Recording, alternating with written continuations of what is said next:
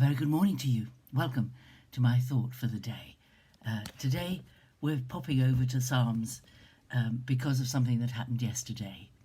I'm in Psalm 37, which is some of the verses in this psalm are some of my favourite verses. It begins with, "Fret not yourself because of the wicked. Do not be envious of wrongdoers, for they will soon fade like the grass and wither like the green herb." Then verse 3 says, "Trust in the Lord and do good, so you will dwell in the land and enjoy security. Take delight in the Lord, and he will give you the desires of your heart. Commit your way to the Lord, trust him, and he will act." Take delight in the Lord, and he will give you the desires of your heart. Now, one of the members of my church, who's probably going to watch this at some point when he's got time, when he gets over the excitement of yesterday, and I just want to say congratulations, well done. Yesterday, the desire of his heart was given to him, that he was able to umpire a cricket match on the hallowed grounds of Lord's in London. And it made me think, as we were praying for him, that everything would go well and he would have a wonderful day. I thought of this verse: "Take delight in the Lord, and he will give you the desires of your heart." Now, they may not come immediately. It may take some time for God to bring them about, but he does that very thing. I've seen it happen in my family. Things that seemed unchangeable, things that seemed would never come right, really difficult situations. And because I've not dwelt on those things, but dwelt on the Lord and sought to follow him, those things have come to be. And it's just the most wonderful thing. You may not even know what the desire of your heart is, but you delight yourself in the Lord, and the thing that will give you the most pleasure, the most joy, God will do his utmost to give it to you. And that's a wonderful thing. I found it when I first became a chaplain. I didn't know any women, any ladies that were chaplains back when I began being a chaplain. And certainly I knew volunteers who worked with chaplaincy and visited, but I didn't know of any paid women chaplains. This was back in the early days of the church allowing women to be priested in the Anglican Church anyway.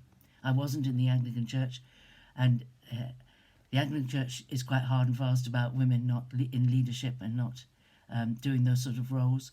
And the church that I was in, although they acknowledged my gifting, I was never allowed to be a leader or to preach in their services, but they were happy for me to work as a chaplain.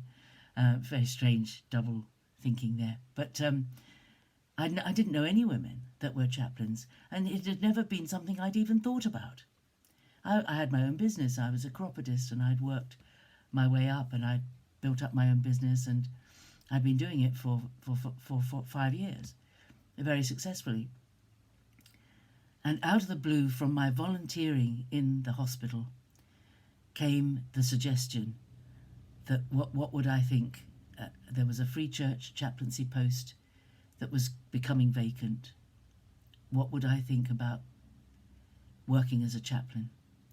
And I can't tell you that my heart, the minute it was said to me, I knew it was the thing I wanted most, more than anything else. And I had never even thought about doing it. Suddenly, I knew it was the thing that I was made to be. And then there was a very difficult 3 months when it was made plain to me that I hadn't got any of the required qualifications on the job description to even be shortlisted for the full-time chaplaincy job. And God miraculously brought it about that no one else was appointed, and the hospital changed the job description so that I could take it on a trial basis. And that was the beginning of my chaplaincy work. But what I'm saying is that I didn't even know that desire was in my heart. And God gave me something that has given me such a fulfilled working life, because it's exactly what he made me to do.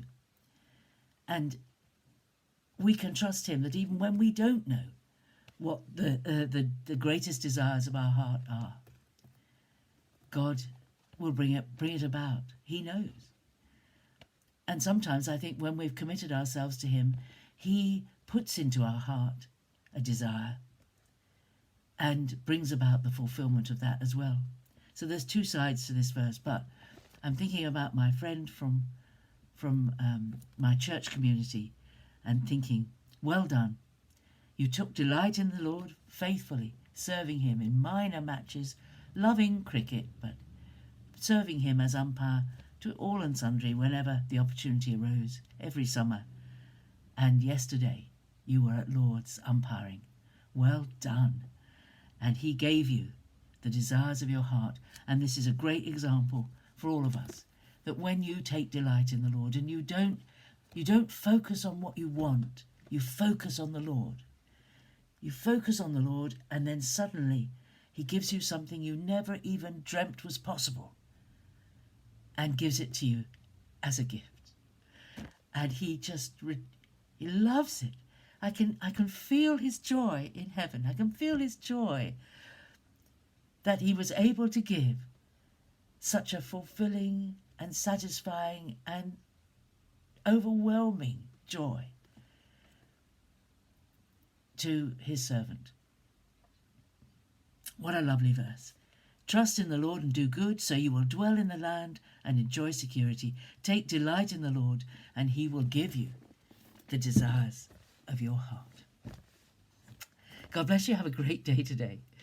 What surprises does the Lord have in store for you today? I don't know. God bless you. Have a great day. See you tomorrow.